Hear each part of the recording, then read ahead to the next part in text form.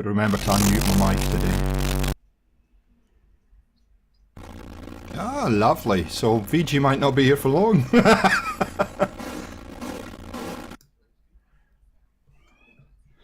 Welcome back, guys. How are you doing? Oh, jeez. Look at all the people in the chat. There's been people in the chat for about 25 minutes. I think they're scared they wouldn't get a seat. But anyway, I've got extra seats. We've got some garden chairs at the back there. If you want to, just sit down, you'll be fine. Don't worry about it. Who have we got? We've got Easy. We've got Hawk, Beezer, True Flats. Welcome. Oh, VG's here. Hello, VG. How you doing? I think I got everybody. Thanks, guys. Welcome to the Great Fallout debate. And hey, guys, so I started a series last week where I wanted to just have a bit of fun, but also take the temperature of the community and see where they're at as far as ideas for the next Fallout, what they'd like to see, and ask the community to get involved. Boy, oh boy, did they get involved. Hey, there's Draco. Draco's here, strangely enough. Hey, Vic, how are you? And boy, oh boy, I think that's the most comments I've ever had on a video since starting the channel. Yeah, we got some amazing people gave us amazing feedback on what they want to see for the next Fallout. So I thought, why not have a show and we'll talk about it. And I've got some friends with me. Hey, I've got friends. Behave. I'm just going to open up Discord now and say hello to our lovely friends. Going from right to left, we have Quick Smokes back. Hey, Mikey, how you doing? Howdy, ho. Mikey got attacked by a cow a couple of days ago, so I don't know what was going on. It was fun. Horrific. It was horrific. I'm traumatized. Almost turned me vegan. Almost. I am. Yeah, I've just got this mental image in my head of Mikey being a bit accosted by a cow. Maybe you owe it money or something, mate. You would think. So Mikey, we all know Mikey. We all love Mikey. We've got the big hit. We've got the heavy hitters out today. I'm telling you, Volkgirl 145. How are you, VG? Doing good. Thanks for having me, G4. Don't tell Eric, but anyway. It's kind of weird not to be looking at an Xbox screen today, I got to tell you. But I'll be warned, people. VG has come with lots and lots of notes. So, yeah, that's the thing. So she's ready for the fight that ensues. We have lovely Mistress Heather. How are you, Pixar Gamer Girl? What's going on? Sitting quietly in the corner. She disappeared. Did she? Oh, okay. Well, she did. Heather's falling out. Hey, how are you, Helena? Hey. Oh, we've lost one already. It must have been too much. She'll come back in at some point. And yeah, my great old friend Vic. How are you, Draco? What's going on? I didn't even hear the safe word. I didn't hear her utter it at all. So no, she's down in. I'm doing well. Oh, hang on. She's typing. Oh, good. I'm sure. Okay, she had a computer freeze. So Heather will join us in a minute. That's all good. So yeah, we've got the heavy hitters. We have the heavy hitters for you guys. No expense spared on this channel, I can tell you. No expense spared. Well, maybe a little bit. No expense paid either. I'm supposed to get paid for this. Wait a minute. Someone's getting paid for this? Mate, you've been talking about that for 4 years now, mate. Yeah. Oh, yeah. I know. I'm hoping one day it'll actually happen. You mean me coming round and to do that special stuff's not enough? But anyway.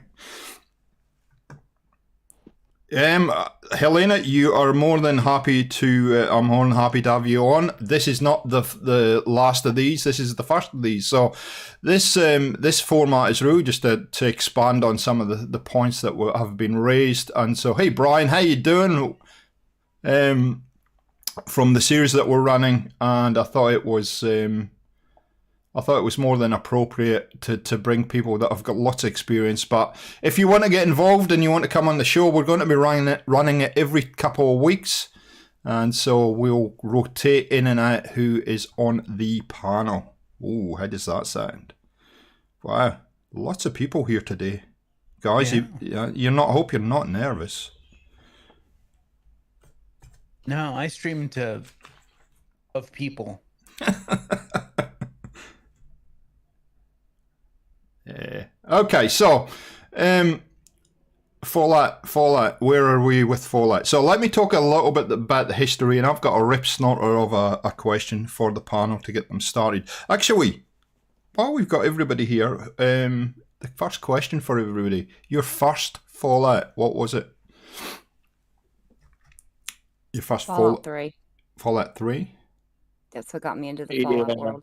Sorry, Mikey? I agree. Same with me. Fallout 3. Yeah, Fallout 3 for me. I went back. I tried playing 1 and 2, and I did not get through either one. Fantastic. For me, it was New Vegas, actually. Okay. And I really wasn't. Marcus Dickerson, welcome. Colin Bro, welcome, and thank you so much for all your comments. I did read them last night. It took quite a while. A lot of people saying 3 in the chat, 3 and 4, 4 and 76. Interesting. It's Pixel good. was New Vegas, so Yeah. It's interesting when New Vegas, and I'm going to go through the history of Fallout in a second, and how that whole New Vegas thing happened. But I was now, going to are say, you doing the history, the in-game history, or the history of the game? just a quick history of how this all came to fruition, and then we can talk about it a little bit more. Yeah, not the lore. If you want to make further comments as we go through the discussion, please either put them in Discord. There's a lot of comments in Discord. I copied a lot of the comments that we got on the first video, or in the comments section of this video as well. Obviously, with the live chat, that'll roll through, and it's hard to kind of capture. So if you want to, if you think about things, guys, in the chat, and you want to make further comments, please do. So Fallout. Okay, so the company that actually came up with the idea of Fallout was not Bethesda originally. It was a company called Interplay Entertainment out of Los Angeles. They formed about 1983, and I believe there was an inspiration for Fallout 1, which was called a game made in the mid-80s or late 80s called Wasteland, which I'd never heard of, I must admit. But then in 1997, Fallout 1, and then a year later, Fallout 2, which were turn-based games. They were quite different to the Fallout we know today. Now, it seems that beyond that, they did do a couple of things with Fallout. I think Fallout Tactics was released, and there was a Fallout Brotherhood of Steel game, but it really didn't seem to go anywhere. Hey, Christian, welcome to the stream, sir. How are you? So that was kind of their involvement in Interplay, and watching back on, and if you haven't watched the No Clips documentary, welcome, Barbarian King. How are you doing? If you haven't watched the No Clip documentary on the history of Bethesda, I would say it's very interesting. Oh, I forgot your boy's mucked up. I've got something for you guys to watch. You're not going to watch my head all the time, so I'm going to flick this over in a second, and you can watch. We don't get to watch your head. Oh, Heather's back. Hey, Heather, how you doing? Yeah, I'm okay. There we go. So Right when we started is the exact point that the computer decided to say, fuck. Now she just has to unmute herself. yeah. So you can watch some Fallout while I'm talking. So how is Lyrical? How's she doing? She's doing okay. Better? She slept all day. Oh, okay. So watching the history of Bethesda, I'll send Lyrical our love. Sorry, I'm thinking and talking. It's never good. Oh, I will. Don't worry. I'll give her a bunch of hugs and stuff. I don't know what you do. Get Anyway. your brain out of the gutter for one. So yeah, if you haven't watched the history of Bethesda, please do. But Todd was saying, and it's kind of hard to establish exactly when. Maybe Vic or somebody will know this, but it's kind of hard to establish when Bethesda actually decided to buy the rights for Fallout, but it's not clear exactly when. It was early 2000s sometime, but I couldn't quite determine exactly when it was. Not that it matters. So they had been in kind of, up to then Bethesda had been very much an Elder Scrolls company, apart from games that they Terminator games and some football and ice hockey games, but they were very much invested in Elder Scrolls, I guess. They had this idea for a new game, and so they bought the rights to Fallout, and that's where it kind of all started with Bethesda. 2008 saw the introduction of Fallout 3, which was their first attempt in it, as we're seeing on screen now. And as most it was 2004, by the way. 2008. What? 2008? Oh, 2004 when they procured it. Yep. So it's interesting because my original video, when I was looking at when games were released, I was trying to figure out what the development cycle of Fallout game was. And as I've done a little bit more investigating and researching over the weekend, it seems like they produce a Fallout game in about 4 years. That seems to be about the time it takes them. Because if you look at 2004, Fallout 3 came out in 2008. So, about a 4-year cycle. Now, you never know quite if that's quite right, because you don't know when they might have started some of the artwork. And generally how Bethesda work is they'll do the map first, and then they'll build it from the map. Build the game from the map and how it looks. So, as I understand it, a lot of the employees within Bethesda at the time, and Bethesda wasn't a big company at the time. It was a fairly compact little company. It's not the Bethesda we know today, nowhere near it. Yeah, but even now, if you look at Bethesda versus like Ubisoft, yep, they're still small. I mean, you're talking less than 1,000 employees between all of Bethesda, and Ubisoft has 15,000 employees. Yeah, it's not huge. I know that one of the guys on the No Clips. The No Clips documentary was saying there was like 20 of us, and then as soon as we'd done with the development, we went down in the basement and started putting CD covers together or DVD covers together to ship to people, and it was that kind of company originally. So, and the good thing that has happened from kind of, I'm going to say it's probably further back than this, but we'll say Elder Scrolls. What's the one before Oblivion? I've had a mind blank. Morrowind.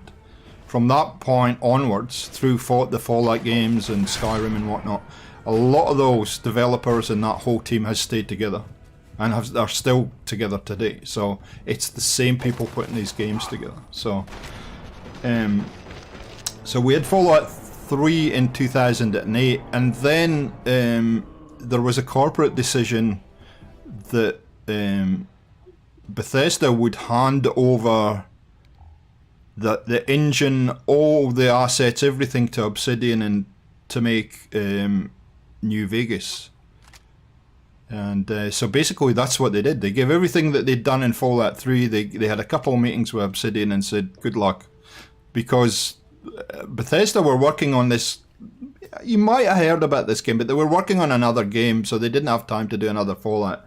They were working on this game called Skyrim, and so that whole team shifted from Fallout 3 to Skyrim and gave Obsidian. Never heard of it.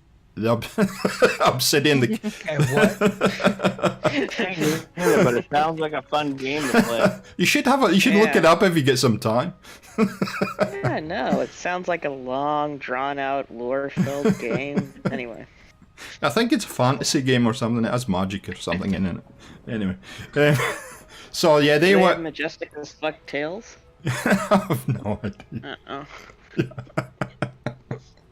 But they, that whole team went and worked on that game, which is because, like I said, it wasn't big. They just moved from team to team. So Obsidian came up with New Vegas, and when you think about the history, because listening to the Bethesda guys are like, yeah, we pretty much just said there we go, do your best, fill your boots. I mean, New Vegas is not a bad game. In fact, a lot of people regard it as one of the best Fallouts that have been made. I'm curious, in your notes for the history, do you know why they chose Obsidian? No, it was very sketchy, Vic. They were saying, oh yeah, they did a good pitch, and that's about all they said, mate. So maybe you can fill in the blanks for me. The reason they picked Obsidian is because that's what Interplay turned into. Ah, right. I didn't Black know. Isle first. Oh, Yeah, Black Isle Studios. But the guys that were Interplay, the bulk of Interplay, Ah. went to Right, Black Obsidian. Isle and then Obsidian. So it was like, hey guys, you want to work on the game that you worked on years ago? Except now it's not an isometric top-down turn-based game. It's Fallout 3. Right.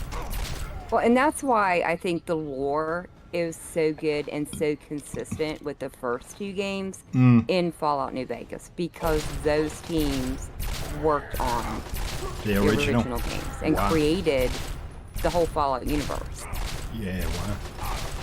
Well, you see, I'm learning stuff today. See, I knew I had the right people on the panel. I knew it. Well, she has Bolt in her name. You guys need to get out more, but anyway. So, Okay, New Vegas was my first Fallout game originally. Was it And then I really? just got into 4. Yeah. wow. Well, you picked a good Guess one. I'm the late starters. No, New Vegas was the first one I played. In fact, Fallout 3 probably was the third one that I played. So yeah, you know, we're very similar in that regard. So Fallout 3 was my very first editing content that I posted on YouTube. And it was when it was new. wow. So I don't even know how I came to New Vegas. I really don't. I think I might have been looking around for a game to play, and I have no idea. But I've been hooked ever since on the whole series. So I just loved it. I played New Vegas to death, man. Who doesn't like a game that has sex bots in it? But anyway, we might talk about that later. Anyway. I think a lot of people have a lot of rose-colored glasses about New Vegas. Yeah. Because I agree. I remember playing New Vegas literally the week that it came out. It was not the game of high praise that people are playing. I picked up. Go on, I picked up VJ. New Vegas, loaded it, played it for 5 minutes. The game crashed 5 times, and I turned around and took it right back to the store. I didn't play it for 10 years. Yeah, the Metacritic score that they got, 84, which is Wow. 1 point shy of what they needed to get their bonus, Wow. was after like 6 months or something like that. Wow. Now, to Obsidian's favor, they patched the crap out of that game. But when it first released, it was hotter garbage than Bethesda has ever done. Wow. Interestingly enough, Christian, I think to answer your question, More than 76 when it came out? none of us started Yeah, I with was Fallout about to say 1, that. but I know that who started with Fallout 1? Black Isle Studios. Yeah, that's who developed it, but I don't think any of us have played it. I know Gary had it on his channel. Was it Gary that had it on his channel a Yes, couple of years he ago? did. Chat out to Loco for Pack. I hope you're doing well, bud. Yeah, it's quite a different game. It's quite a different game, Christian. I don't know if you've seen it before. If you haven't, check out Loco Pack's playthrough of the game, because it was it's interesting to watch that. And a lot of the elements of that first game are still like we're in 3, like VATS and stuff. They just done it in a slightly different way. So interesting. Then we No, go on, really Vic. quick. Vogrel, why was VATS created? Oh God. The VATS You that asked me we to know play- today, why was it created? Because Todd Howard can't shoot. That's my story, and I'm Because sticking to it. the Gamebryo engine, which became the creation engine, was never meant to be a shooter. So they Yeah, wanted a I way remember that that. people could realistically or pseudo-realistically shoot crap. The game was never meant to be a shooter, but yeah, that's why VATS is there. Well, I mean, it's interesting. Maybe Maybe go on. stormtroopers need VATS. Maybe. Well, there is VATS in Fallout 1 and 2. Yeah, there is. Yeah, Right. but it's completely different. Yes. Well, it's a turn-based shooter. Yeah, too, absolutely. so- Yeah, but it's funny. It's funny you should say that about Todd, because Todd says that in the documentary. He basically said, "Yeah, well, we're not all great Twitch shooters, so we needed a game. We needed something in the game." But And plus, who does not want to slow down time and watch a teddy bear shoot out of a gun and blow a Raider's head off? Oh man, the junk jet. I don't know. What a great gun. Oh yeah. you must be on Christian. You must be the only one that's played them in order. We're on. Yes. You are Christian. I think you are the only person alive that played them all in order. No, not true. Many a true nerd has played them all. Not in order though, from first to fourth. Not in order, no. But I know he's played them all. Oh, and that's another thing that you need. Many a true nerd, watch his Fallout 3 isn't as bad as you thought it was. Oh, that's That- an amazing video. It's an amazing video. Oh, I If haven't you're watched that into- one. I have to watch that one. I haven't seen it. Oh yeah, if you're interested in what's going on with Fallout and the hype between like New Vegas and Fallout 3 and Fallout 4, that is the video to watch. Wow. Yeah, I'll have to. I'll get that link off you, or that name off you later, mate, and I'll watch it. What was I going to say? I was going to say something, and my brain's had a fart. But anyway, yeah, that's what I was going to say.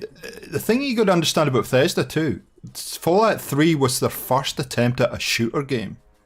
You don't. I didn't even realise that, but they hadn't done a shooter game before. They were on the Elder Scrolls kind of. They had sort of Terminator, but that was kind of 90s, I think, early 90s. So this. Can I? Yep. I'm sorry. Can I post a link in the chat? Sure, you can. Yeah. Of course. No need to ask. So yeah, it was their first attempt at a shooter. So they did pretty well, I think. I think that they didn't do a bad job. I mean, the one thing that I find about Fallout 3, and you guys started with it, was I've been during this series, and I'm having a lot of fun putting this series together. I've gone back and started playing New Vegas and Fallout 3 and whatnot. And so I came out into the wasteland, the capital wasteland the other day, and realised I had no bullets for anything. And that was one of the frustrations I think I found about Fallout 3 is that it really is more of it has this survival element around it, and you really have to search hard for your ammunition. So thanks VG. But that's one of the things I love about Fallout 3. You walk out of the vault, and it doesn't hold your hand and tell you where to go. Yeah. And you can go Environmentally, it tells anywhere. you. Yes. In fact, the first time I ever walked out of the vault, I was like so totally lost. Instead of going down to the little town down there, I walked over to the right and got murdered by doggos, and that's how I got my name, because I wanted to turn around and go back in the vault and be a vault girl the rest of my life. Screw the wasteland. It was terrible. You didn't want But you didn't want to stay in the vault with the tunnel snakes, and you're not attractive. yeah, no, I wanted to go back. I wanted back in. Well, and that was one of the things that I loved about 3 versus like New Vegas, and it's Miniature Nerd points it out as well, is that when you walk out that vault, you can literally go anywhere. Yep. There is nothing. Now in New Vegas, you couldn't head directly north from Good Springs because you ran into they funneled you south Yep. Yes. in New Vegas. Yeah. Where in 3 there was no funneling whatsoever. If you wandered off, No, I you could think get if your you ass went- shot any way you wanted to. Well, in New Vegas, I think if you could went- go. Straight north, you ran into Death Claw. Exactly. No, it was one way it was Cazadors, the other way it was Deathclaws. But you could go. But Victor tried to stop you going through Cazador, land. But you could still go. He just strongly warned you. But they placed really high-level enemies right around the bend to prevent you from going that way, because you don't have guns and weapons and armor good enough to get through them. Okay, hands up. How many of you went the wrong way? Just because you could. Oh, I did. Because that's something I would do. I did something worse. I went the wrong way in 76, and they pretty much carry you out the door and give you a cookie. And say thank you for playing. Pretty much. See, in New Vegas, you could go wherever you wanted, but you were always warned, no, you don't want to go that way. No, you don't want to go this way. In 3, there was no warning. It's like, good luck. See ya. That was it. And I love that. I do too. Yeah, The no. I exploration think in in 3 3, was I so much wandered better. into that. I wandered straight into the homestead of the cannibals Oh shit. in 3. Oh, nice. No wonder the cow tried to eat you. You're Andale. talented, Mikey. That's the best little town in the wasteland. 10 years running. They're really good with people, I hear. But you Very see, good. guys, you can already tell why the Fallout series gets you hooked, because you've all got these memories that you can recall straight away. Oh, about the map and about the game and how it played, and and they Bethesda done that consciously. I think they did it deliberately, that they wanted people to have those experiences within their games, I guess. Well, sure. In Fallout 3, but most of my favorite memories have zero to do and are nowhere near any main quest line. It was the small little pockets hidden away all over that map that were so cool. The little side quests and just running into a town of cannibals. I mean, it was those little things that you had to be an explorer to go find them. Yeah. And I love that. Yeah. And I think if you look at Fallout 4 I as don't know well. about Go on, Mikey, go. I don't know about the rest of you, but my favorite thing to do in 3 was go to Megaton, let the sheriff get shot, and steal his gun and hat and jacket. But as they said, the son comes up to you and said, my daddy's not around anymore, but here's something for you. Yeah. Right? Because he just shot him. Anyway. 2 things that bug me in Fallout 3. One, sights, and 2, there's green tint everywhere. Yeah, but you have to take it in context. That was the best they could do with 3, with the I guess the technology that they had at the time, and they wanted to make it look like a post-apocalyptic world. And I believe a few of them went down to Washington and started taking photos, and nearly got arrested. Yes, they did. But then again, you bring up the whole green thing. Yeah. But everything in New Vegas was sepia colored. It was, yeah, that's right. So. Except for Jamestown. Right. True. Which is the one memorable place that I remember in New Vegas that wasn't by main quest stuff. Like I said, I'm a bit biased because that was the first Fallout I played, was New Vegas. But Yeah, same here. But I obviously I played it when it was debugged.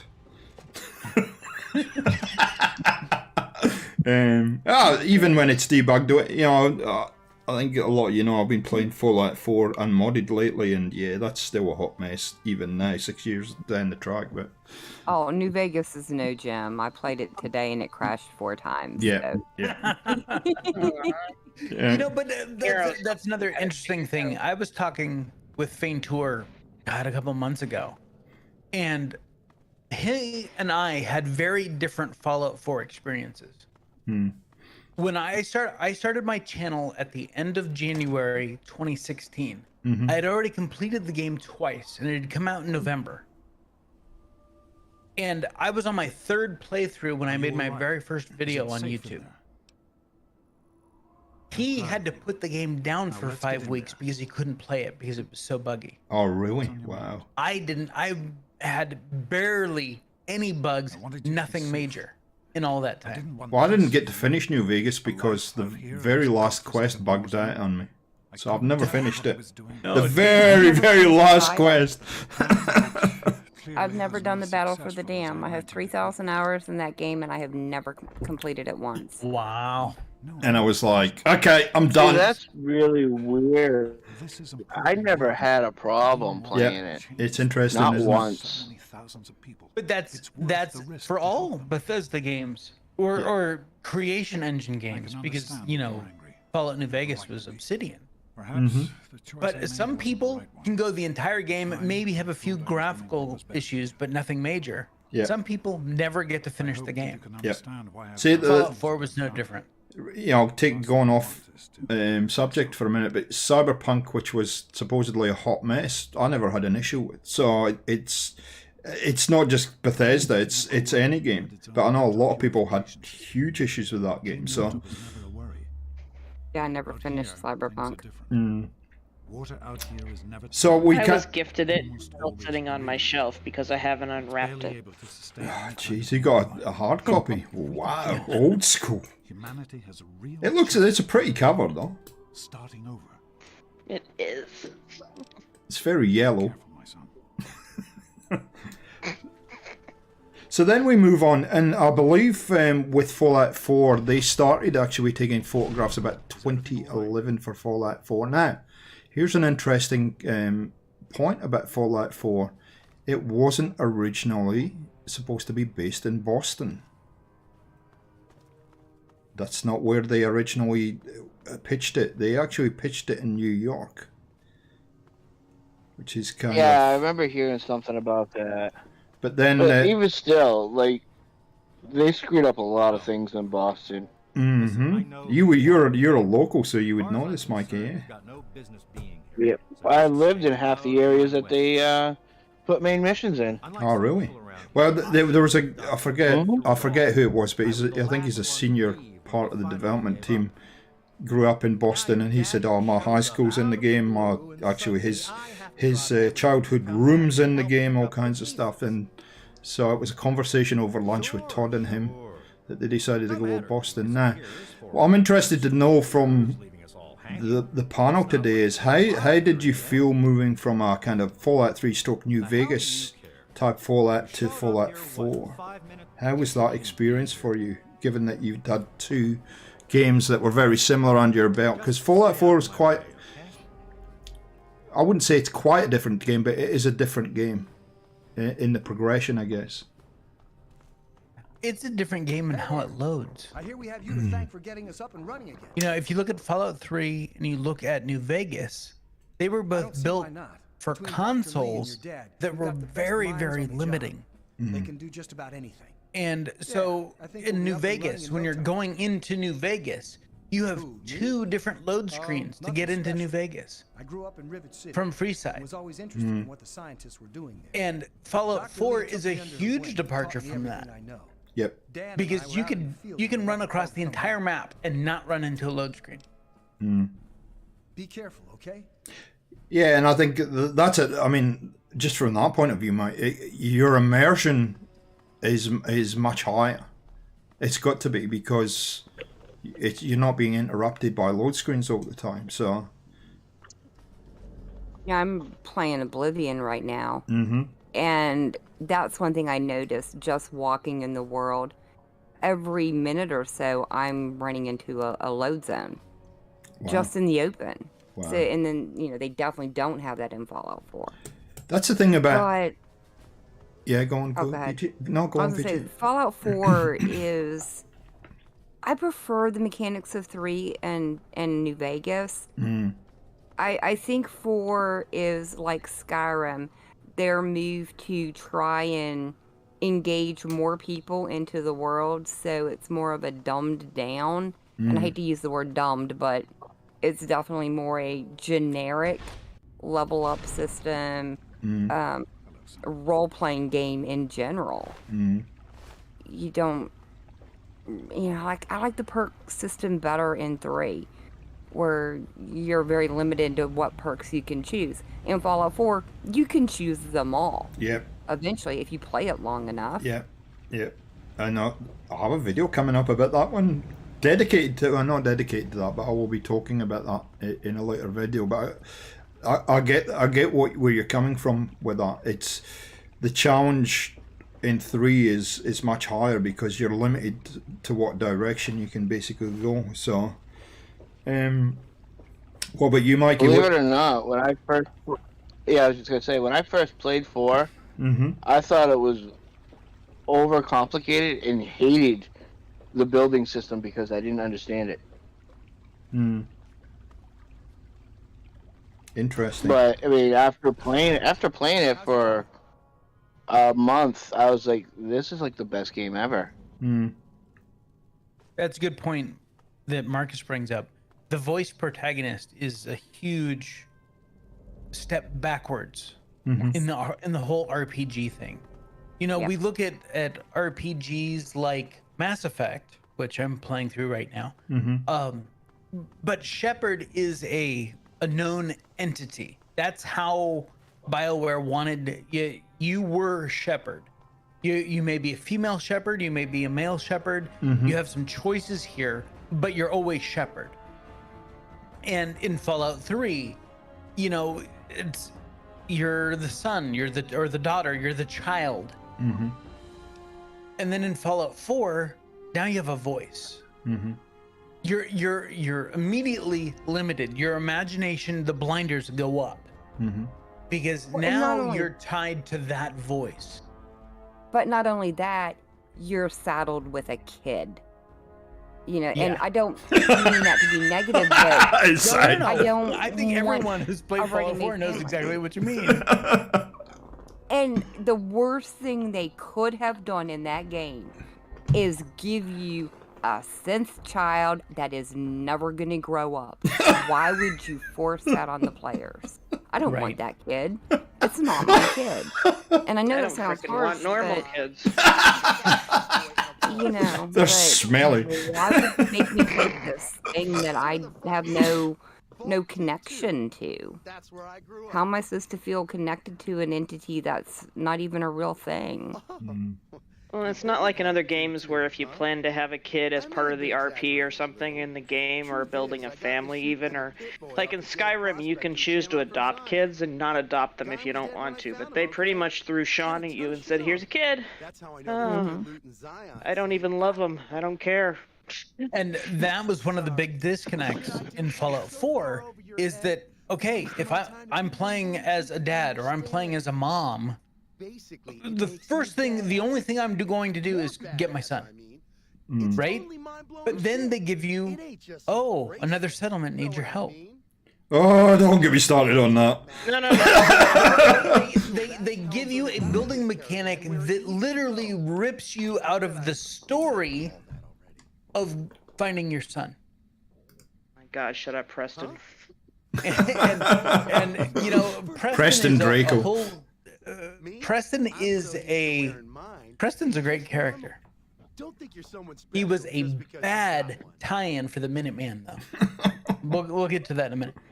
But the point is they give us this cool new mechanic, and that's what most of us love. That's why we're all here, right? Yep. You know, I mean, we all love the building mechanic of Fallout 4. Yep. But that was the wrong thing to do in a game where we have the drive of a parent trying to find a child. Yeah. And I think we can dedicate a whole show to talking about Preston and his his fetch missions. The whole game diminishes the value of the child. Let me ask you the question, because I recently did this, and I actually came back to an old save from 6 years ago, and it basically put me into the Institute. And I finally found Sean, and I'm like, I felt ripped off when I found out he wasn't real. I found really ripped off. I'm like, what? The whole game I've been looking for you, and yeah. Really? And Tree said he just left him. He didn't take him home with him. Fair enough. Leave him to be blown I didn't up. either. I I left Because him his shoes and yesterday. his knife didn't match. He basically said, just wait here, I'll be back in a second. I'm going out for some milk. Absolutely. Cool, Yeah, I bro. need to go get a pack of cigarettes.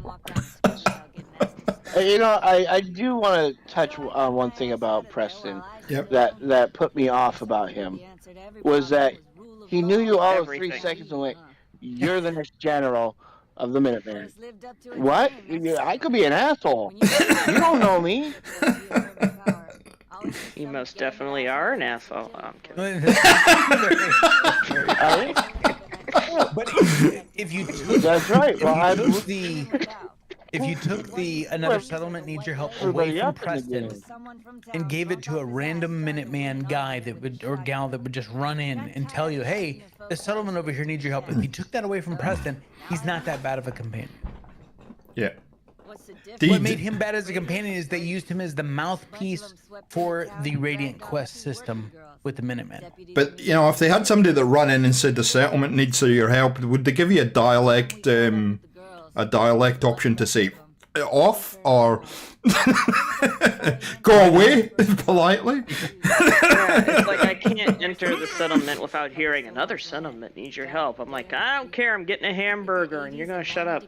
You know what bothered me a little bit about that though is that there wasn't a button to. So I was in Far Harbor DLC a couple of weeks ago, and I was like, "A settlement needs your help." I said, "I'm in Far Harbor. Leave me alone. I'm fighting creatures."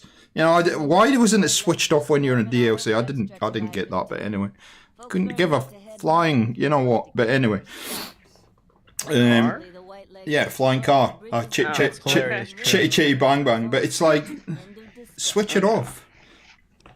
Read the chat. No. The flying car is the best way to die. I've seen it happen. Hey Slacker, They welcome. could have just left it to, if you wanted to get a Radiant Quest for the Minuteman, is turn into the Minuteman radio. You'd hear the call. You'd hear the beckon. Hey, this settlement needs help. You had your radio switched on? Everyone does. Yeah, my radio's always good. Man.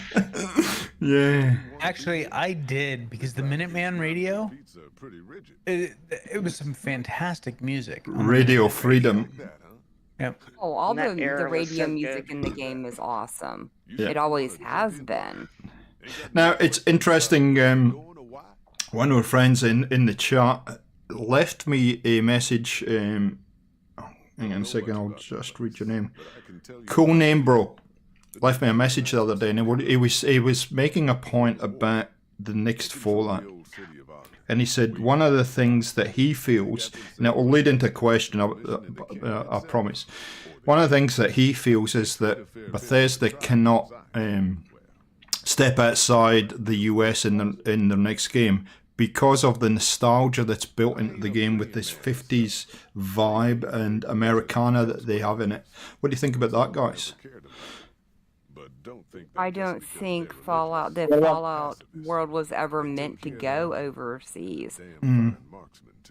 Totally agree with that.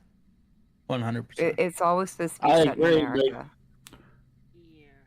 I agree, but if you want to keep the American nostalgia, well, Cuba. They have American nostalgic cars. Yeah, I thought about that too, mate, strangely enough. Or somewhere in South That's what America. I need. A rat-infested Castro. That'll make my day. Uh-huh. Yeah, but if we look at when is Cuba even Cuba in the Fallout universe? Right. It all depends on what the divergence and where Right. Cuba falls in that timeline. So, Hell, we don't even know if the radiation touched it, or how much, or how little, or whatever at this point. so one of the Well, big... You know, Go on. The whole thing with Fallout is it's their version of the apocalypse in America. Not China, not anywhere else. So I don't ever see it going overseas. I mean, the Fallout London mod looks incredible, and I would love to play it, but it's not lore friendly. See, well, what about this? What if they did a prequel type of Fallout like they've done before, and it's China's side of the story of the Fallout War. What's their incentive to do that, though? Well, Yeah, didn't okay. they Because they drop got the a- bombs Hold because on. of Vault-Tec? Let's They go have real to world here and say create all Bethesda kinds- is never going to create a game where China's the bad guy. No one in their right mind is going to flat out come out and make a game where China is the bad guy. No. China No, already I- is the bad guy in the Fallout universe. Look at the one DLC for Fallout 3, where you go into a simulation of the Chinese invasion in Anchorage, Alaska. Anchorage, the Anchorage Right, DLC. and that was made in 2012 or 2010. Yeah, but Right, in today's still- day and age with China as it is, No. no, do you think No. anyone is going to make a game where No. China's the bad guy? Nope. no. But they're also not going to create all the lore they would have to create for a Chinese side of Fallout. Yep. Having said that, Exactly, Slacker. There are 200 million Chinese gamers. You want that market, you don't paint them as the bad guy any more than you already have. Otherwise, that game doesn't sell in China. having said that, there was plenty of games that kind of were Russia against the US in the past and around the Cold War era. So anyway, Yeah, but they don't care. Yeah, it doesn't seem to be as bad to paint Russia as the bad guy because they've always been the bad guy, kind of thing. I mean, Well, I mean, if we go off topic and just really quickly here, look at Top Gun Maverick. Who was the enemy in that movie? I haven't seen it, so I wouldn't have a clue. Never saw it. Okay, first off, it's if you enjoyed the first one, it is way worth it. This is a true homage to the 1980s Top Gun. it's But the incredible. point seen is, the first is one. that they never name the country that's the bad guy Nope, they in the don't. film. Didn't they call 'em assume it's Russian made? probably someone like North Korea or something like that. Yeah, because the climate now is that a lot of video games are not naming countries anymore because it's not good for advertising, blah blah blah. Nope. Anyway, It's just some generic country. which kind of screws the whole could've Wolfenstein, sworn series. But anyway, Yeah. I could have swore at one point, like during the school sessions, they said Russian MiGs. And that's when Maverick was like, yes, you can invert. And that's when they asked him what he was doing. He's like, oh, give him a bird. But I In the thought they original said Top literally Gun, Russian in the original MiGs. Top Gun, it was the Russians. Yeah, Because we were still in the middle of the Cold War. But right now the US isn't in conflict with anyone. I'm doing air quotes here. So there is no nation state to paint as the bad guy in the new film. They just the logo on the planes is a circle with a star in the middle of it, black. The pilots wear all black. It's very, very nondescript. And it's very reminiscent of Star Wars: A New Hope. Yep. so here's my question to you, and it's probably one of the top subjects that people commented on over the last week or so. Where do you think the new Fallout is actually going to be set? Where do we think it's going to be set, or where do we want it to be set? Those Yeah, are two yes. different questions. Yes, either or. It'll definitely be set on the East Coast. I'm not so sure what I'm about gonna that, but okay. Because that's going, Bob. Bethesda's Fallout. It's East Coast. Well, if you look at the Fallouts that have been, there's only one on the West Coast, and that was a Obsidian game. There's 3 on the West Coast. 3. One, Well, New 2, Vegas and New is sorta, Vegas. yeah. New Vegas dips into California. Yeah, but that's the only one that's on the West Coast. The rest's all East, Well, isn't except it? for the first 2 original 1 and 2. games. 1 and 2. Oh, 1 are and 2. San Francisco, Okay, yes. yep. Okay, so Interplay were And that's out of Los Angeles, weren't they? So yes, I and agree that's with that, why true. Bethesda's are all on the East Coast to keep them separated from the original. I remember hearing Todd Howard talk about that in an interview at some point. As long as it's not in Oregon, I'll be good. I could see them maybe Shush. stretching as far as the middle of the United States, but I don't ever see Bethesda heading over to the West Coast at all. Well, here's a couple. Here's some ideas that I've got. I'd like to see Texas, by the way. Yeah. So, Texas, Louisiana.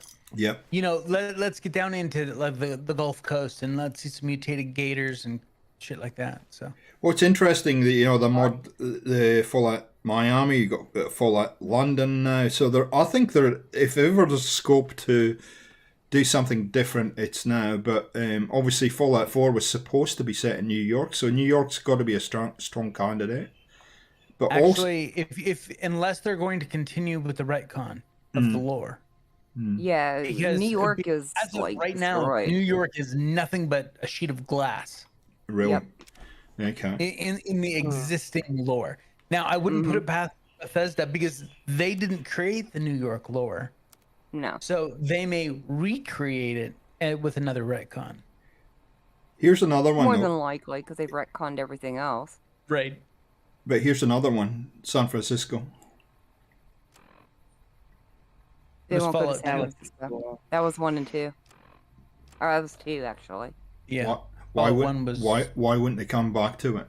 Because there's plenty of references to San Francisco in Fallout 4. Because Todd Howard then said they're staying on the East Coast. Then let's go Denver. Let's go Colorado. Absolutely.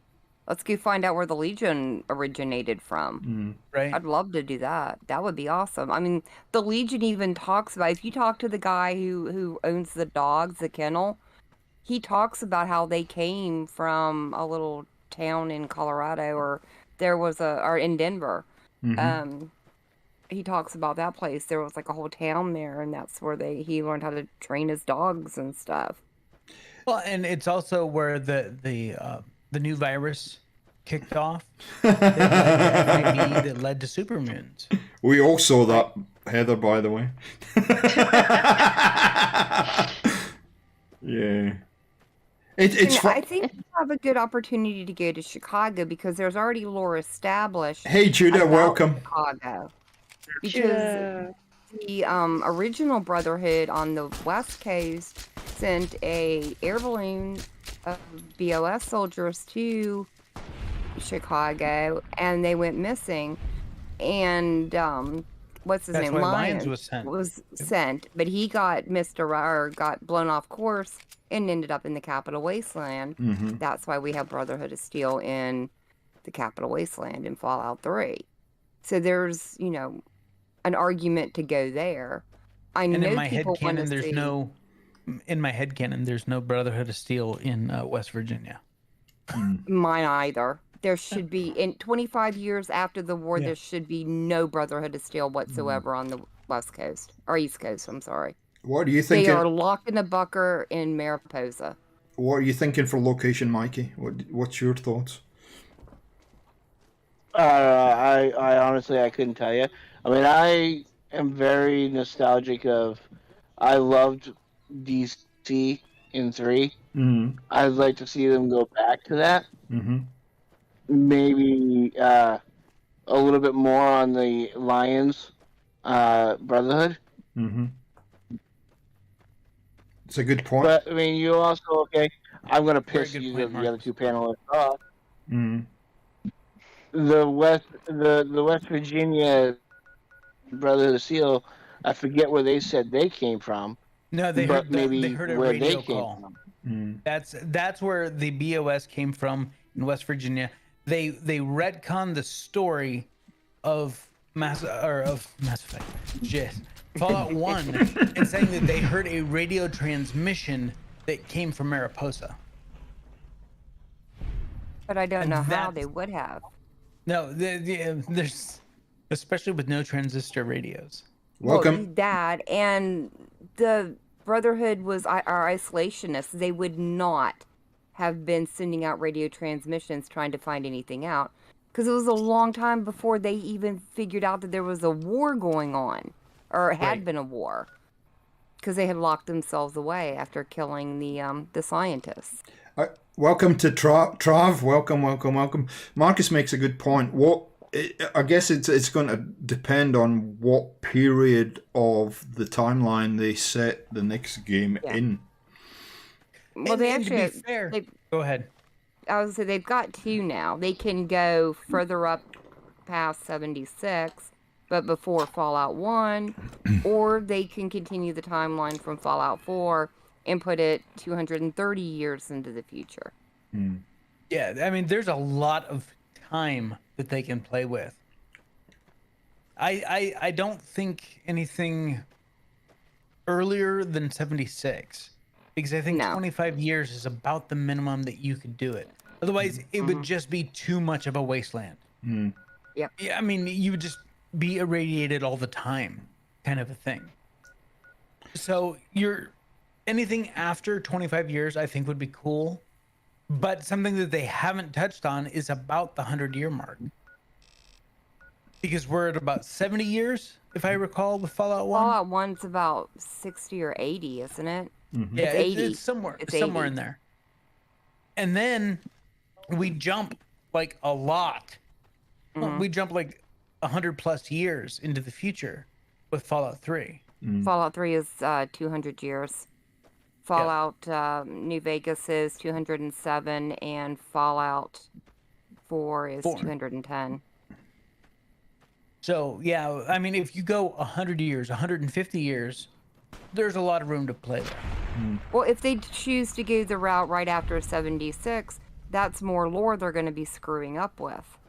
Because they're going to have to create more, retcon more, stick more jet in pre-war containers.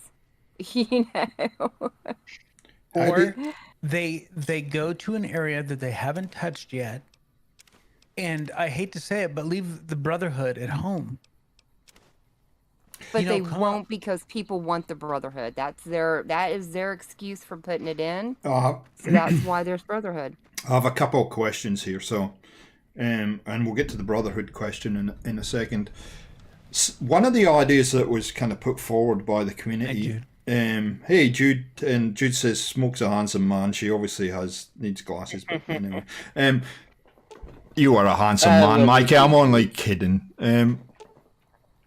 One of the things that were put forward amongst all the requests for Fallout to go international and whatnot was, we were talking about the map and the size of the map, and obviously with 76 they've hey Lyrical, welcome. They with 76 they've split the map into 6 different segments. And one of the ideas that was put forward was, why do we have to concentrate the game in one state or one city? Is it possible to include multiple states in the next Fallout? So I'd like to hear what you think about that.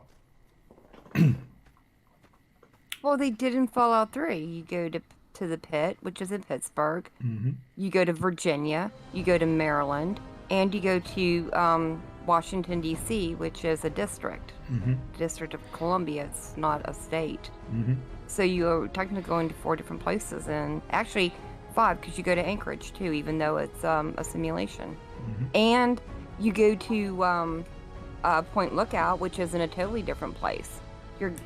You're going to different states. It's just either through DLCs or like dipping your toes into areas. 76 is the only one primarily just set in one state. So if that's even changing, go on, because they're going Yeah, to it the pit is. in the expedition. Yeah, Again, more retcons. exactly. So if we were to say that is definitely viable, where would Jet, welcome. What would you pitch as a potential area for, say, 5-6 states in a map? I think it's going to be Fallout 5, Gulf Coast, right? From Texas all the way to frickin' Florida, right? So you're getting Mississippi and you're getting all of that, right? Covering several states. And it's far enough away that you could still have the Brotherhood. That's fine, whatever. Especially if they do it after, if they do it after 4. I don't in think the they'll take it timeline. to Texas. I don't. You don't think so? What Because about they have lore for Texas. They do, but I don't think they'll take it there. Detective, shall we head to the hotel? what about I think Fallout it's too New close England? to the West Coast. Let's be off then. It's as close to the West Coast as it is to the East Coast. It's a big state, darling. I know it's a big state, but I mean, if they do, it'll only be on more the East Coast side. I really don't think. And that's fine. I don't. I'm okay with you give us the east side of Texas all the way to the Florida Panhandle. New England. Mikey said New England. What about New England? Well, You got Connecticut, Again. New Hampshire, Vermont, New York, Maine, Boston, But- Massachusetts, all of them together. They've already you done just did that Boston with 4. and Massachusetts. What You've been to Boston, realistically would have been bombed in Vermont, New Hampton? Realistically, what would have been bombed up there that would make it interesting to go there? Maple syrup You- plants. I mean, you've got to think of where Vermont's would important, the all right? bombs have fallen, and realistically would make a logical New York choice City to would have say- took out part of Vermont. There is no New York City. It's been leveled. Why would we go there? Right. But some of the fallout would have gone into Vermont. But And New the- Hampshire, Who and gives a Maine. shit about Fallout? right. Like, know what I you've been to mean? Boston, That's you've pretty much been nothing. to all of New England. The only reason that West Virginia even makes a good logical place to be is because of the Greenbrier. That's the only Right. reason. And the satellite dish. See, the interesting thing about Texas is it would lend itself to like raiders and gunners and. Oh, heck yeah, it would. Oh, I mean because the thing is in the Fallout lore for Texas, they were kind of like their own Brotherhood of Steel. Like the Texas Rangers became their own thing. Mm-hmm. And that would be cool to explore, But do which you is think why it I'm interested in steps on- Texas. But do you think it steps too much on the Wasteland game toes? Because there's 3 Wasteland games. Yeah, who knows? I I guess. think Brian Fargo might have a bit of a hissy fit about that. I guess it. Go on. Ever go to Atlanta, maybe? Well, that would be what Draco was talking about, from Texas to Florida. Yeah. It would be The Florida include Spears. Georgia, New Orleans. You know, Oh, because I God. knew Come on, They Fallout want New New Orleans would be Orleans. awesome. I think that so would too. rock. I think that would be a great place to go. But then again, realistically, what is there to bomb in New Orleans? I mean, it's bayous, right? Oh yeah. What did we have down there under the alligators? Florida, I could see because of NASA. Texas, I could see because of NASA. But I still don't think they'll take it to Texas. But then we're gonna have to have rad-infested bath salts. So here's my next question, and it's kind of interlinked. And it was a comment that a few people have made where they're saying we're getting a bit tired of super mutants being in the game. We're getting a bit tired of ghosts being in the game. Brotherhood of Steel, do they really need to be a faction? Blah blah blah. Does what you're suggesting as far as location lend itself to some new opportunities, similar to what they did in Fallout, where they started playing around with mutations, they started introducing some lore from West Virginia, which opened up the door to new enemies and a whole kind of raft of things that they could do with the game. Oh jeez, what if they made super mutant Bigfoot or something? Well, okay. Let's go back I to the think Texas to Florida the thing again. mutations would be kind of interesting to carry over. I like the idea though of 76 playing with the local legends. Right. You know, that was one of the things that I loved about 76 is that they looked into the legends of West Virginia said, okay, what can we bring into the game? What would be cool to bring into the game? Yeah, I'm gonna Yeah. tell you something. I lived in Grafton, West Virginia for 25 years, and I never heard of the Grafton Monster. They don't mention it. There's no signs, nothing. Wow. I don't know where Bethesda got that, but good on them. I have to give them props for that. They did some digging. Well, like, there is, up in Oklahoma, there is a place called the Broken Bow, right?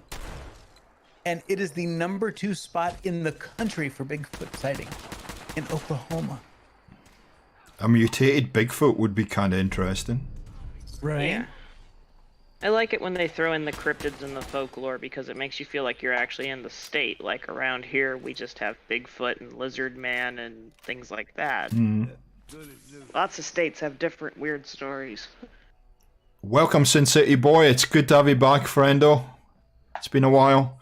I don't think they should have had the Super Mutant Behemoths in 76 because 25 years is not long enough for them to have evolved. Right. What are you thinking, Mikey? Anything that comes to mind? No, not really. Okay. I mean, everybody's already said valid stuff. There's nothing else I could. Everybody's already pretty much, made really good points. Is there any other lore in that southern part of the US that as I said, VG, Bethesda for some reason are good at uncovering this stuff, even if you're a local that you don't know about. So I guess it's a hard question to answer because they probably, Right. I mean, they can always invent it. One of the biggest problems we had if they did something in the South is that all they would do is fill all the marshland with mirelurks. I would want something different than a mirelurk. In my Obviously, queens bring and back kings Gator and Claws from Fallout Right. 4. I could see I think that. they repeat stuff trying to give us a sense of comfort from the other games that we enjoyed, but they don't realize that not every place would have mirelurks and not every place would have behemoths and things. I guess I could like to see a little bit more of the giant ants. Those were a pain in the ass. they were.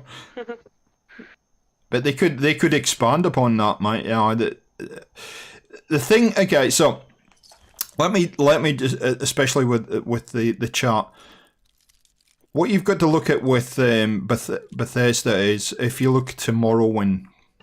And Morrowind was one of those games that really set the tone for what happened next in the Elder Scrolls series as far as Oblivion and Skyrim came.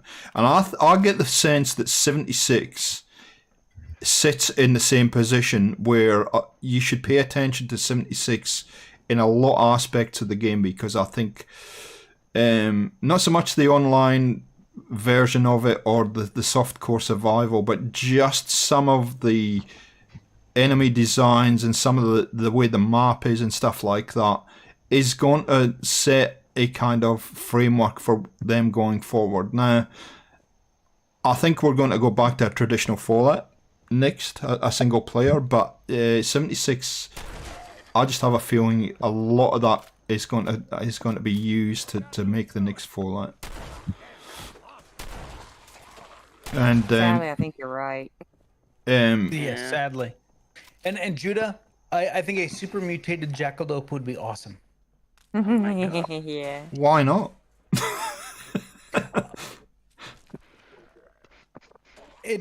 Honestly, I think that the next Fallout is really going to depend on how well Starfield is.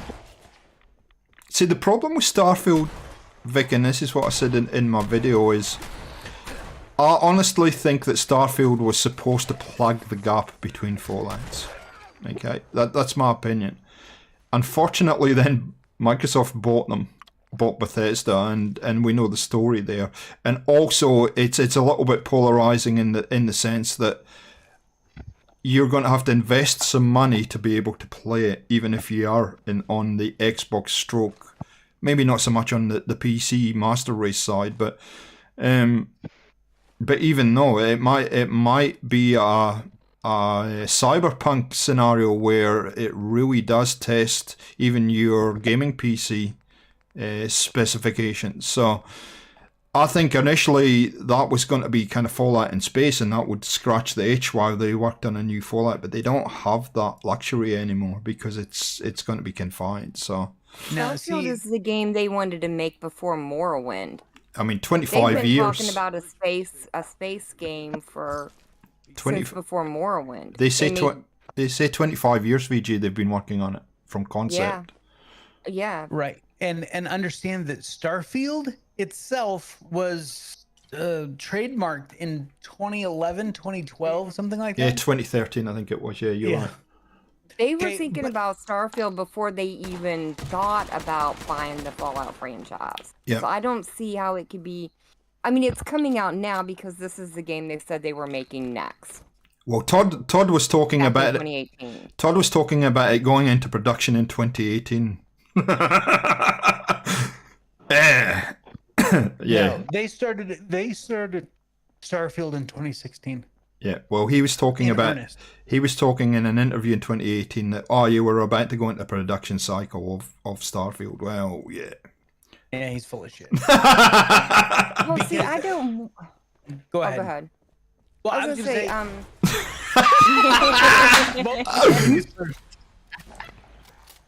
Cool Name Bros said, going back to something, Fallout that appeals to casual players. I think that's the wrong choice, though. I think they need to get more back into their RPG roots.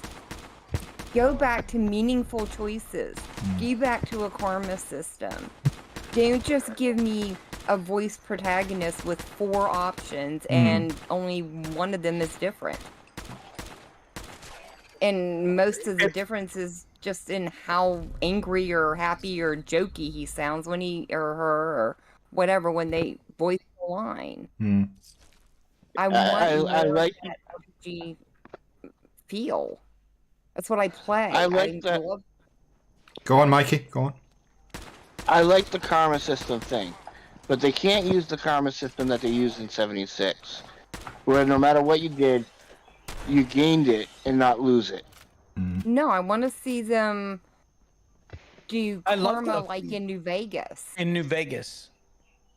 Not Fallout 3. New Vegas. That had the best karma system. I want factions with faction armor.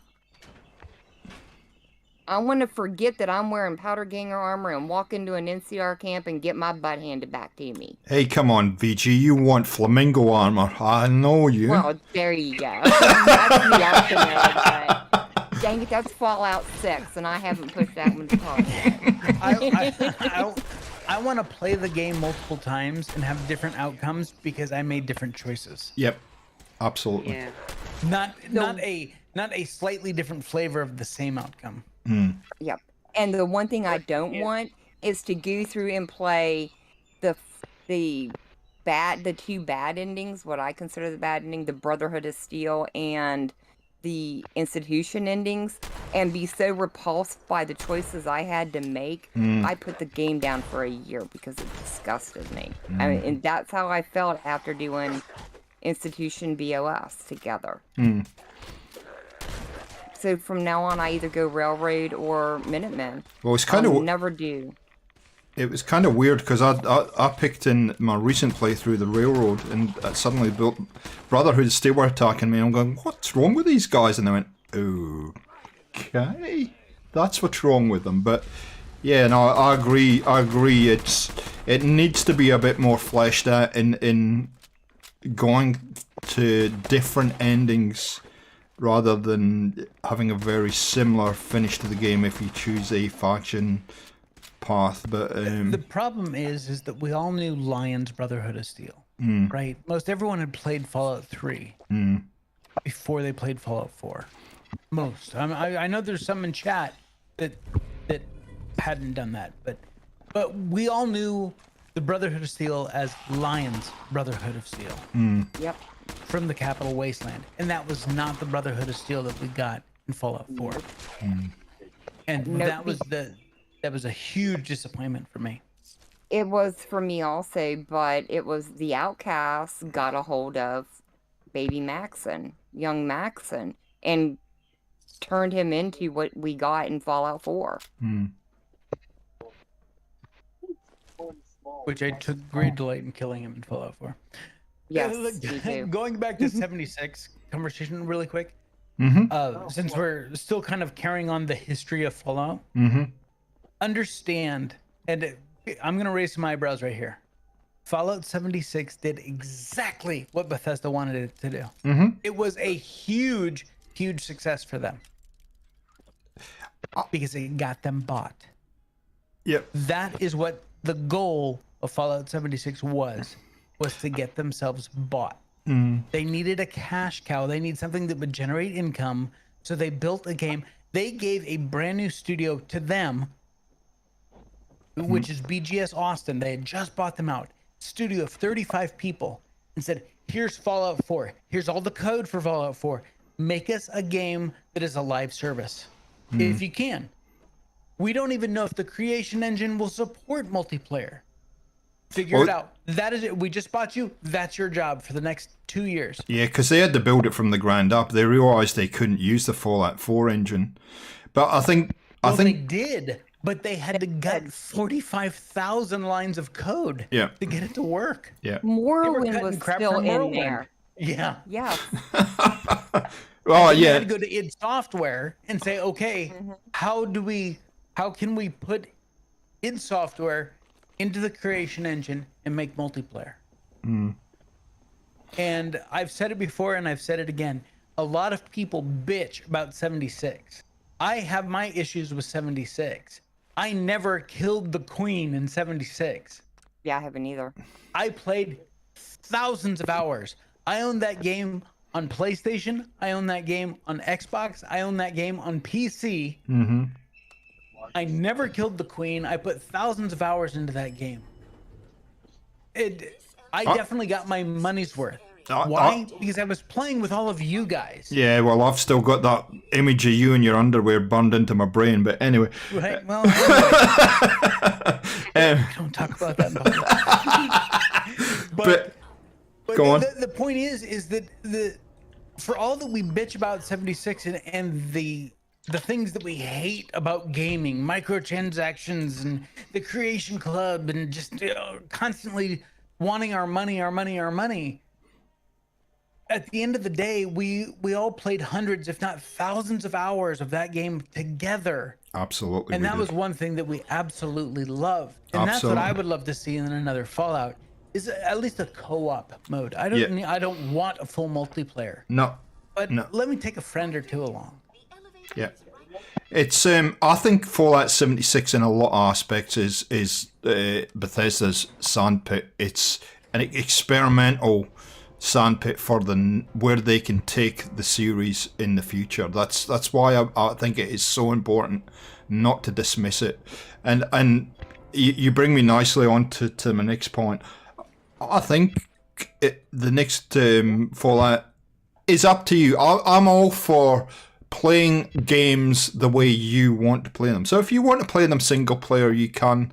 I do not want another Fallout 76 open world multiplayer experience, but I do want a co-op experience. But I want the right to choose how my game is customized and set up. So where is everybody on that kind of thinking? Do you want a single player? Do you want a co-op? What do you want to see? Survival, a lot of discussion on survival and a proper survival mode in the game. Okay, your turn. I could go either way, the single player or co-op, but if they go co-op, they got to do something that no other co-op game does. Both players advance and get the rewards. I don't want, one thing that me and VG always bitch about. Yeah, you and I is too. that if we play it in my world, she's got to again turn around and play it in her world. Yep. To get that advancement. That's bullshit. Yep. Totally agree with you.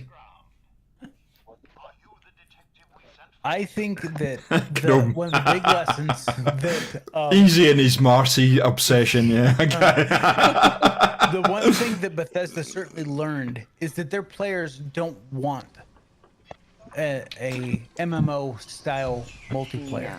Well, no, They asked for Bethesda co-op, learned we that got lesson. MMO. They've got one. Yeah. It's called 76. It's done. Right. But they learned their lesson with 76 in that regard when it came to their fan base. Yep. Their base are single-player RPG players who want to share the world with their friends. Yep. That is a very different game than what we got in 76. Yep. Now, whether they just say, you know what, it's just too hard to do what Mikey wants, where the progression goes for both players, no matter who's hosting. And you know what, we're only going to stick with single player. I'm okay with that. If I had my druthers, I'd like to bring you and Vault Girl along from time to time, or Marcus and Mikey, you know, or at least one person. Let me swap out my companion for my friend. But at the end of the day, as long as it's a single player experience, I'm okay. Leveling goals, we are at level. And I have some thoughts on custom difficulty, but let everyone else talk. VG, you're big into survival. Have the previous games of Fallout really got it right as far as survival goes? What's your Well, I opinion? can't speak about New Vegas because I've never personally played survival, but I've watched a lot of the survival plays. And I think so far out of Fallout 4, New Vegas, I think New Vegas did a better job. I do like the diseases you can get and having to use antibiotics in Fallout 4. But unfortunately, Fallout 4 was so buggy, I wasn't able to complete a survival playthrough Okay. without my game freezing and crashing. I would say if they were going to do a survival in Fallout 5, I'd like to see them do something along the lines of the Skyrim survival, where weather affects whether you're going to survive. Because, I mean, like, I dang near froze to death a lot in Skyrim, and I loved it. I want to see them bring in something like that. Like, I love the fact that there was no fast travel, that I had to eat, that I had to drink. They need to tone down how often you have to do that, because I think they have it set too high. The same with I think they have you sleeping too often. But still, that was all stuff I loved having to manage. I loved having the low carry weight because I am a looter. Oh dear God, I am a looter. But Plastic plates. Yeah, I know. But I love having to be forced into making that decision. Do I take this armor that I know is going to give me more warmth and protect me more, but weighs so dang much more, versus a couple more pounds of food that'll keep me alive? Heather, where's your head as what you'd like to see in the game? Sorry, Mikey, I'll come to you in a sec. No worries. Almost on the bridge of wanting to have the choice to either play it single or with co-op too, because I enjoyed 76, but to play it alone, I had to buy my own world because I don't like people enough, and then invite the people I don't into it. So. Yeah, fair enough. Fair enough. Hell, I was done playing the game by they even offered private world. He should have been with us in the beta. Holy moly, that was crazy. Jesus. Mikey, sorry, go on, Heather. I said it just took me a while to get into it, but I almost am enjoying the aspect of Fallout 4. I've been playing single on it after... See, I started with New Vegas, and then I moved to 76 when it came out. I know, I'm scattered all over the place, and then VG finally talked me into playing 4 for a stream. And I'm enjoying 4 more than I do 76 even, because it's all story-driven, and I make all the choices. I don't have to worry about people nuking me or coming by and being buttholes about things. And I'm like, I just want the choice to have my favorite buttholes in my game or my own story in my game. Okay, Marcus, thanks for joining us, mate, and have a good evening. Thanks, appreciate you being here and giving us comments and great insight. Thanks, man. Good night. Mikey, what about you? Where's your head at? This is probably going to blow VG's mind. Oh boy, But I like the idea of the survival and no fast A travel. lot of the stuff that you've seen up But been pre-recorded, so we are human beings. Human beings constantly evolve. There needs to be a mode of transportation in the Fallout. Whether you strap a cart to a Brahmin or you strap a saddle to a Brahmin. So push bikes then. It's back to the grind. I think they made a mistake not allowing us to ride the motorcycle around the Fallout 4. I really do. But I don't think they have that technology in the Fallout world. Or not in the segue. game, but Bethesda themselves. Maybe Starfield and ships will help them progress that. But I mean, why aren't there horses in the Wasteland? I don't know. They're not even in the other games, 1 and 2 in New Vegas. You should be able to ride a Brahmin at least. Or a tamed rad stag. You just got to get down up. And that's why I said Starfield is really going to shape the future of Fallout too. I think you're right, Mike. Because they're learning things in Starfield and how to do things that they've never done before. You got to get And I that. think that Yeah, I think you're that's right, gonna Vic. help. I think you're right. Absolutely, 100%. Would have been good mounts, so to say, or ways of transportation. But if you start getting into cars and Fallout and other little vehicles, you run into the process of, are they going to make you find gasoline to fuel them? Are they going to make you find a new way to fuel them? Are you going to have to fuel them? Why not? Give it to you? I don't think they can use cars because of the roads. The roads are so crappy. But I can see Right. motorcycles. Motorcycles can go. What about taming a Deathclaw and riding that's back? I am not riding a Deathclaw. I love the fact that some dude in power armor riding on a bronze. Yeah, you got to Yes, that would be cool. get it off the roof or the table first, though, mate. That's the only problem. Right.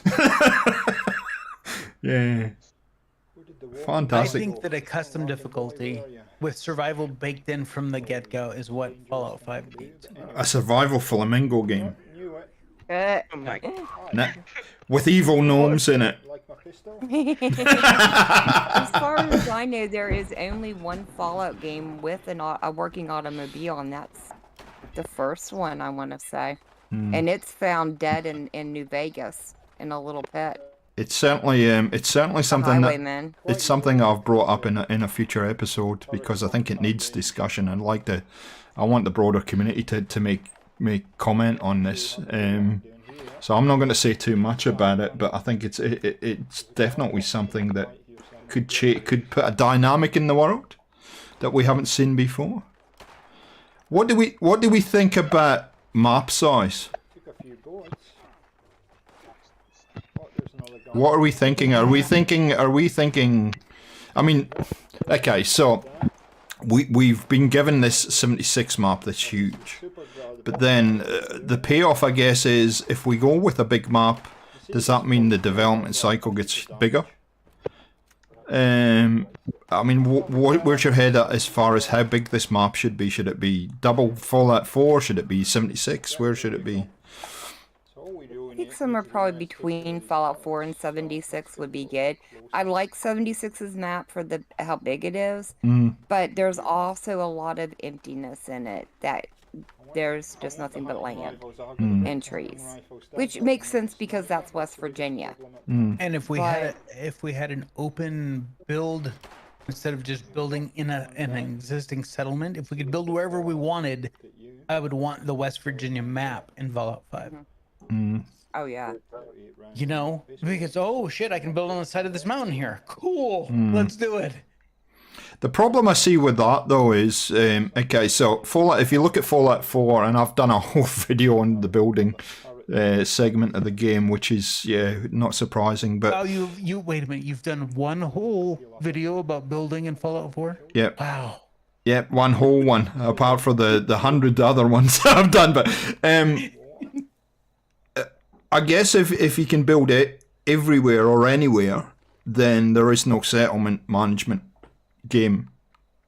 And I'm not sure that we need another settlement management game in the new Fallout. But anyway, there like everything in life, there's going to be a compromise there that you're going to have to make. Okay, you can build everywhere, but they've got to link it into the storyline a little.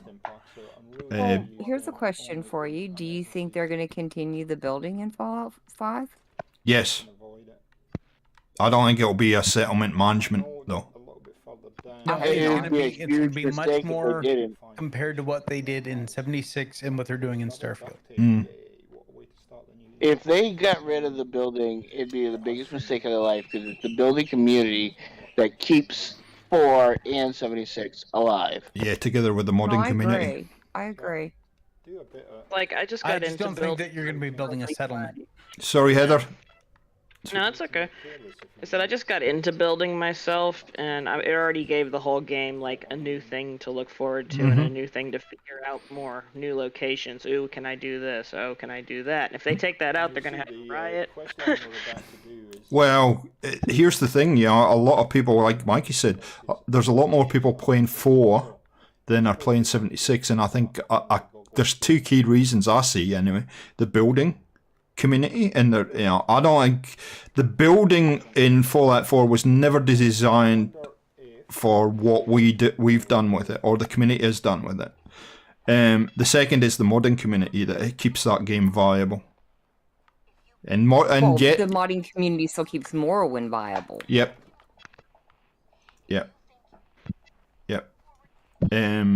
So I can't see how they can go away from that in the new Fallout, but it might be in a different way. I suggest. What if they did both? Yep. Well, that would appease a lot of people. Build big settlements at predetermined locations. Actually, outposts anywhere you want. I actually think if this is my personal view, why couldn't you earn a workbench anywhere in the game? Yep. Why not give that to us instead of it having to be a mod? I agree. And I think it's 76. That's exactly what they did, but they restricted you to, a single player kind of thing to build rather than a settlement. Hey, welcome. I actually think that if you reduced the number of settlements, so you say I don't know what the number would be, 4 or 5 major settlements that you had to manage and you could build in, and then beyond that you have, as Vic says, maybe build an outpost, maybe it's a player home, whatever it might be, out in the world. Then that would I think that would appease everybody. They may well just rely on modders again, but I don't think that's going to be the case as far as a place anywhere building system though. I think that if they included something, now hear me out, don't go ballistic before I finish. Something like Sim Settlements in Fallout 5. Yep. For those people that don't like to build. Because there is certainly a large percentage of people that didn't care for the settlement building at all in Fallout 4. Absolutely. So if you're going to tie a settlement system into the game mechanics, then give those people a way to, okay, you pick what you want here, like retail or residential or commercial space or industrial space or whatever, and it will build itself if building is not your thing. So then you just have to look at, okay, how much am I making, revenue for caps, or what am I trading for and stuff like that.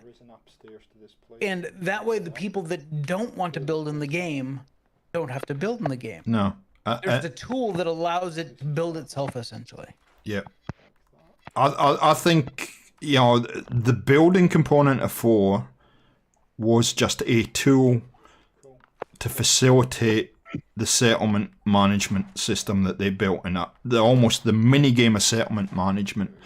I don't want to see it as deeply ingrained into a new game. If it's there, fine. But this whole there's a settlement that needs saved. This you could go here.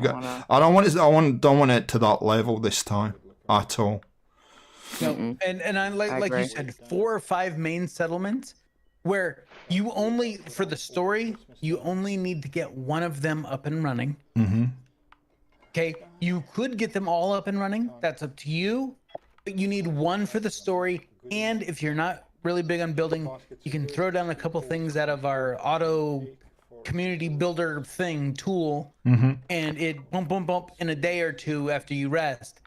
You have living spaces and shops and whatever. But that way, those of us that love building, we still have lots of opportunities to build with the big settlements, the outposts, all that stuff. Those that don't want it, all they gotta do is say, "Yep, this is the settlement I want to do. I want this building, this building, this building." The game builds it itself, and then they don't have to worry about building anymore.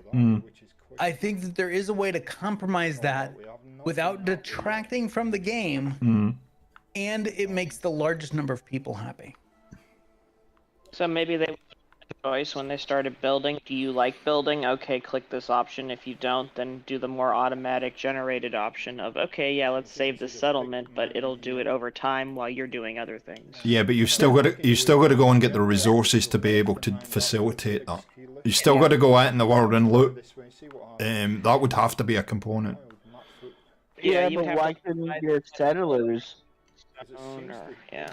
It's interesting you say that, Why Mikey. couldn't your settlers be part of that? It's interesting. Sorry? It's interesting you say that, Mikey, because somebody made a comment during the week where they said, "Why couldn't you have your companion take your resources back to the settlement for you?"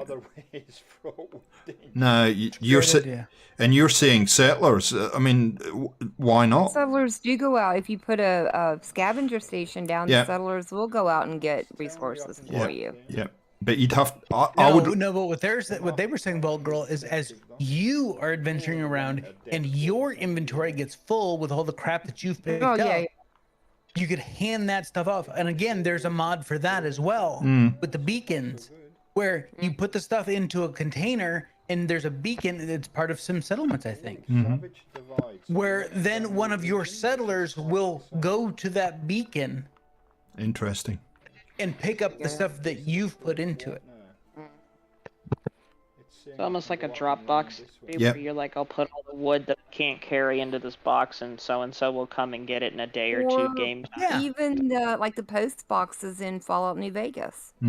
I was As just long as you thinking that. activate them and put those things in, because I do that all the time. I make sure I always activate the one in Good Springs and the other one so I can put stuff in, go to Good Springs, go in and sell to chat. And maybe that's the compromise, that if you want to build your own settlements, then the people that want it automatic, they use that system, and if you're a builder and you want to do it manually, then maybe you don't get access to quite as many of those or something like that, so you're limited. So it's a different way of playing the game depending on what you choose to do. There's a role-playing game called Solasta. Okay, and it's a Dungeons and Dragons kind of. It's turn-based. It's pretty cool. It's relatively new as well. But there's a guild in the game that will come behind you and pick up all the shit that you didn't pick up on that certain level. Wow. And they charge like 10%. So you don't worry about picking up any of the weapons. Like, you look at that weapon and go, I don't need it. I would sell that. You leave it there. That guild is going to come behind you and they charge you a percentage, but you just end up getting the credits, the gold, the credit, the caps, whatever. And you don't have to meticulously loot anymore. No. I'm withdrawing. I'm withdrawing. Hold on. Put the noose away. Hold on. You still would want to look through all of the chests to make sure that there is no good loot that would just get sold if you didn't look in it. Hang on, I'm just going to get my pitchfork. No. I want to look through every container. No. Do you want to pick up everything in every container? No. Not always, no, but I don't. It's excitement of what could be in there. Right? No, Even if you're it's, still gonna I'm do looking that. for a battery. I go through 20 boxes just to find one battery. When I You would finally still find do it, that, Falco. I would. I don't want somebody going in and looting my loot for me. No. They're only looting It's the stuff that mine. you intentionally leave there. They're only taking stuff that you go, all I would do with that is sell it. Fine. You don't have to put it into your inventory. You don't have to worry about it being encumbered by it, because the other group is going to come in and pick up all the stuff that you didn't want to keep, and they would sell it for you, and they take a percentage. But what happens Why if would it? I- What happens if you're encumbered and you want to come back for it? Exactly. That's one of the things I like doing in Fallout 4. I like going and clearing out an area, taking the loot I can take out, and then going back when there's no enemies in there anymore, and taking my time Yep. and getting everything. I don't want that option taken away from me. I think you short-sighted her. Yeah, I did. And there's always a mod to make loot way less or junk way less. Dang it. Now, No. I want to draw you. I want to draw everybody. Good night, Barbarian. Night, barbarian. I want to draw your attention to True Flash has just come up with a new build challenge for Slacker. Build a Slacker house. Build challenge. Does that mean like missing walls and stuff? Or... Well, it'd be vanilla. How is VG ever gonna get encumbered if she can't pick up everything? I know. I like the idea of settlement management, but they gotta change the happiness of it. Because in Fallout 4, it would piss me off because I have one robot, I can't get over 20% happiness in it. I like to have the Finch Farm people upset at me, to be honest. But anyway. Yeah, but that's an easy fix. Robots don't go toward happiness either way. Yeah. Oh, Preston Garvey's here. what what settlement do you want us to save? Welcome to the stream, sir. Oh dear. Oh my goodness! Didn't you stir up a bit of trouble there, Vic? How dare you play with VG's loot? Or plastic plates that she's got nicely. I agree the with fun you. in going in a game. I mean, Yeah, what's the point of putting stuff in there if you're not going to be able to pick it up and loot it? Well, I okay, don't want here's the somebody thing. else touching it. You're in this game. You're playing a wizard or a fighter or a barbarian or whatever. Okay, not everyone is carrying the next best weapon. Sometimes they're just carrying a +1 longsword, and so you end up with 15 +1 longswords. There's nothing else that you can really do for them except sell them. So why pick them up at all? If that guild is going to come through, you look in that box. Ooh, +1. Look in that box. Oh, +1. Look in that box. +1. Well, what's the weight to value ratio, though? Am I going to realistically want to pick up that many swords if they weigh 5 and I'm only going to get 20 caps out of them? I'm not going to pick them up, and I'm not going to want anyone else to touch them because they're not worth selling. Draconian Empire, welcome. Swords in a level that you don't have to worry about. You look, you said, meh, I wouldn't carry it. But now they're going to pick it up and give you money for it. I don't know. It just seems like another easy way to get money when you don't need to. I don't see a need for it. The only time I look at the weight ratio is when I'm encumbered. Bethesda does not have a realistic economy because we make all this money, but there's nothing for us to buy. Yeah, sure. In 76, yeah, in New Vegas, there's something to do. You can get money for implants. How many sex spots have you got now, Mikey? We don't discuss that. But yeah. Once you buy the Overseer's Guardian, realistically, what is there to buy? Yeah, that's better. Yeah. Yeah, you do get to that point in the game where you're like, I've got all these caps. What the heck am I supposed to do with it? In fact, Even in game when you buy 76. overseers.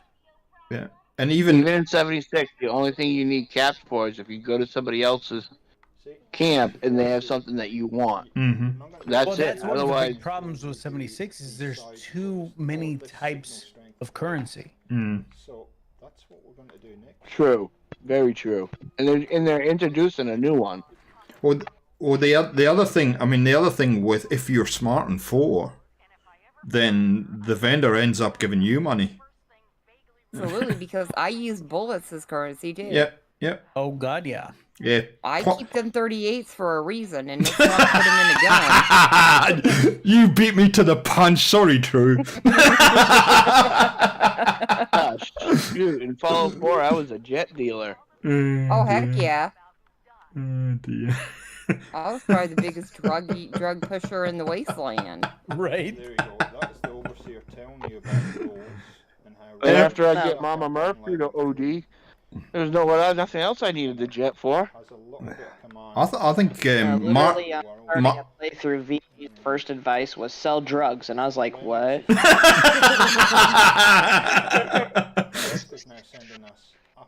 Oh dear. Well, you could add Marcy as kind of one of your dealers or something. That could be an interesting kind of dynamic. I thought you were going a whole different direction with that. Oh dear. Strangely enough, Should have been able to give Marcy some redemption, I swear, instead of making her such a hostile. Should have been able to make Witch. Marcy yeah. Anyway. so I mean, the last question I have. Marcy to a scarecrow. Jeez. Nobody that loves would have him. been interesting. That's Easy's girlfriend you're talking about. Jeez. Hey, I make her a provisioner. I don't got to deal with her. Last question I've got for the panel. We're talking about map size and stuff like that. And in 76, they've kind of divided the map into 6 segments. How would you feel about a Assassin's Creed type logic where different sections of the map has a leveling system? Okay, I'm just gonna say be careful because Assassin's Creed is going away from leveling. Yep. Their next game will have no leveling. I'm just talking about a conceptual thing that they could put in the game where you shouldn't go into this area unless you're a certain level. No, screw it. You figure that shit out the hard way. Yeah. Yep. Yep. That's what we Well, that's want. the I mean, same with- that's the Fallout That's what 3 they've got New Vegas. in Fallout New Vegas. Mm. You can go to the north and you're going to get ripped apart by Death Claws and Cazadors. Mm-hmm. Or you can follow the way the game wants you to go and play with the geckos and the rad roach. Mm-hmm. But Ooh, I like that idea, Christian. I think, yes, they need something like that where it's not a walk in the park if you decide to go to the glowing sea. Yep. You know, as soon as you get out of the vault. All you need is a hazmat suit. You don't even need power armor. Yep. A hazmat suit and enough Radaway and Radex, and you can make it through. I've never once worn power armor in the glowing sea. Welcome to Vault 112, resident. According to sensors, you have arrived. Yeah, I think level scaling, Beezer, I think level scaling is, it's something that got injected into the game sphere about, what, 10 years ago? Maybe a little bit longer. And I think that's something that needs to die.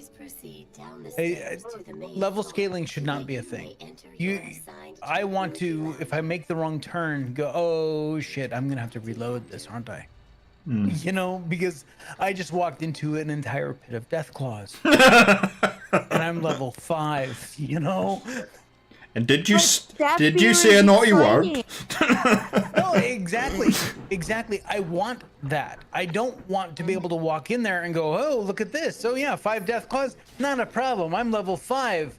They're scaled down to me. Yep. Yeah. I don't yeah, know. no. That's how they ruined Yeah. 76. There was, Yeah, I can I remember know. a time in '76 when I was scared. Like VG, let's go in this. Let's go to the bogs. Fuck no, that's where all the tough guys are. No. Well, let's go anyway. Exactly. Then again, well, what I about also- in the beta when you and Draco went over to Deathclaw Island? I remember Island. Draco talking Yep. about that. Oh How yeah. much I was fun gonna you guys mention had that. trying to survive. That's And then we what learned that we need. could just pick it off from the other side of the island. Yeah. Yeah, he built a base across from it with automatic turrets. Oh dear. Yeah, Okay. and let's. I think that there are things from previous Fallout games that they need to bring in. Like in Fallout 3, if you earned the ire of some group, raiders, super mutants, what have you, unless you lost them, they would continue to follow you. Mm-hmm. And that is something that I loved. You could literally kite a group of super mutants from one end of the map to the other in Fallout 3. And now it's everyone has their little zone. And once they get out of their zone, Yeah. they give up. Mm. You know? I do kind of like the Legion hit squads. I like that. And what was it, the regulators and the other guys in Fallout 3? I forget the other the bad guys, but I like I would love the that. Brotherhood Steel to come after me because I'm hoarding too much technology. Well, then, that would be kind of cool. then But then it, that means they have to That'd have the be Brotherhood different. Steel again. Yeah, it would be. well, then it lends itself to the question: should they build in that into the game modes a difficulty level system where at the harder difficult levels, like a gang of raiders just continue to pursue you until we deal with them? Is that an option? What do you think? What about if the harder the difficulty you play, the more, if you don't keep your karma neutral, right, then the more hit squads come after you. Yeah, I'm down for What about that. do the same system in Skyrim? Hits get put out on you, Yeah. so random do. fractions show up. You steal enough, somebody's going to be putting out or sending mercenaries after you, or their version of mercenaries. But When I then was go on, Dick. Vic, I yeah. was gonna say when I was recently revisiting Night of the Dead, I think that's what it is. They have the easy, normal, hard, insane, right, normal levels. But then there's also when you hit custom, first you pick normal, and then you hit custom, and then it unlocks all of the settings Yep. and shows you what they're at for normal settings. And it is a fully customizable difficulty. You can move any slider at any time Yep. and make it, and it tells you, okay, you're at this percentage, you're at that percentage. Yep. You know, you're at this level, you're at that level. I think that is infinitely more fun. And that's Because- something I Yeah, advocate for, Vic, because I think that's what I'd love to see in this new game is that You mean- level of customization, regardless of what Like level the you're on. difficulty slider like they had in Morrowind and Oblivion. Is that what you're talking about? More. Like More so? Not only can I pick how much hit points each zombie has. Oh, okay, like that. Okay, I can pick how many zombies there are. but that's only a X amount of players are going to want that. You're Right, going to have the so for the majority normal that people- want. They pick normal, hard, and they Yeah. can motor on. But if you want that finer detail, it would be nice if it was there. Because then you could make a survival game that was catered to you. If there's one thing in a game that you really suck at or that you really hate, okay, you can bump that one so it's a little bit easier Yep. for you. But if there are other things that you really love the challenge of, well, oh, hell yeah, we can bump the crap out of that and bump it up. You know, I think that a custom difficulty, full slider system, because those things already exist. We just never see them. They're Yep. never in the UI. They're just behind the scenes. Yeah. Right. But that normal, that hard, well, that's nothing but sliders that we can't see.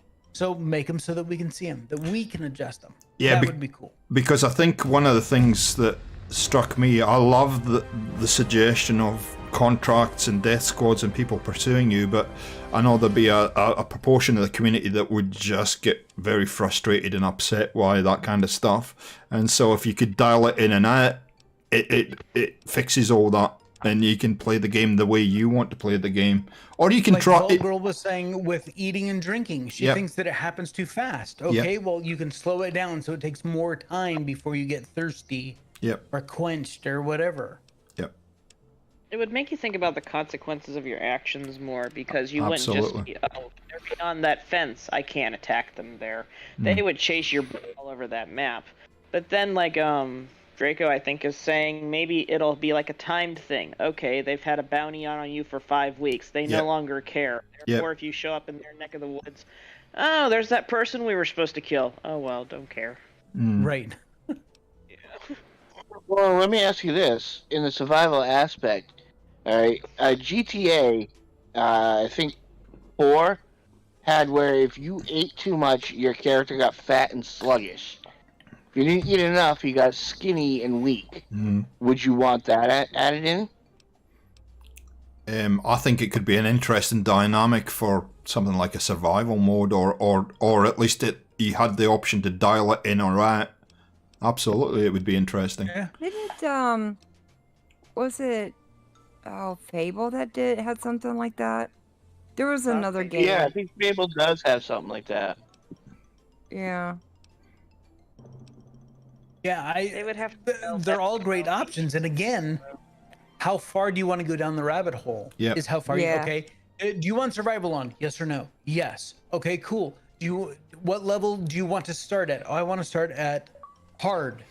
One step above normal. Okay, cool. Do you want to customize anything? Yes. Boom, here's all your sliders. From survival to how many enemies are in a roving raider gang to, how strong your bullets are, how strong the enemy bullets are, how much your armor is, all of that stuff. Here's the default values for the hard setting that you chose. Now you can slide it any which way you want. So if you want your food if you eat too much food, okay, now you get lethargic because you've put on 10 pounds, because you're a big old fatty now. And, or you're anorexic or whatever, because you don't eat enough. You're a featherweight when it comes to eating. Those are all great options. I don't see why we can't have that. They would have to cut down the amount of times you have to eat. Like in Skyrim, you're eating every 5 seconds. So if they're mandatory making you eat, you would automatically kind of pretty much gain weight. So you would have to choose pretty much without super consequences, except for the ones that you chose. No, you're not gaining weight because you're walking everywhere. No, but it would almost, I don't know. They'd have to scale it down some, but it's America, isn't it? I like the slider It's a single player game. Take care now. But messing with bullet damage, that I think should be dependent on the caliber of the bullet. Someone new to play with. Like, I think that should determine the damage that like a bullet should do. Like, and a headshot should be a headshot. So much fun. Exactly. I'm Betty. Absolutely. In any game. Want to play Yep, a game? I 100% agree with that. Yeah, but again, it could be, because if it's your bullets do 10% more or less damage, or 15% less or more, then it's still going to be relative to the bullet size. It's not you do so much damage per bullet. It's you are changing the percentage of the damage that each bullet does.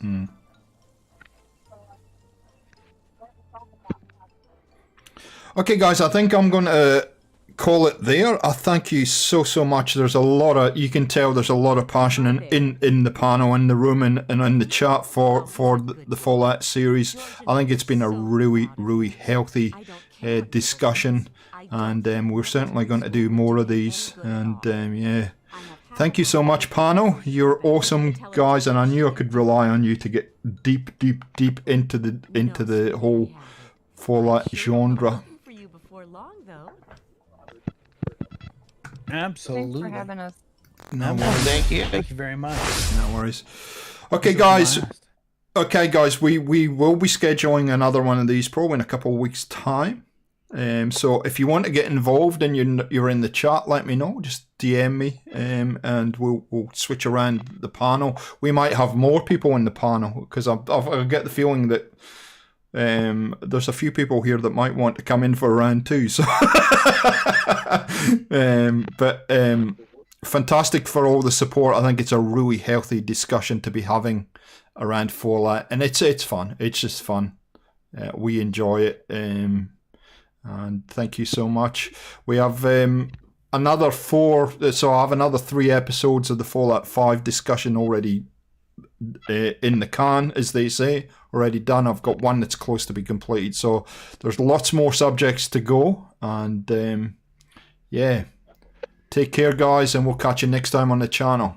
Thanks for being awesome. We'll see ya.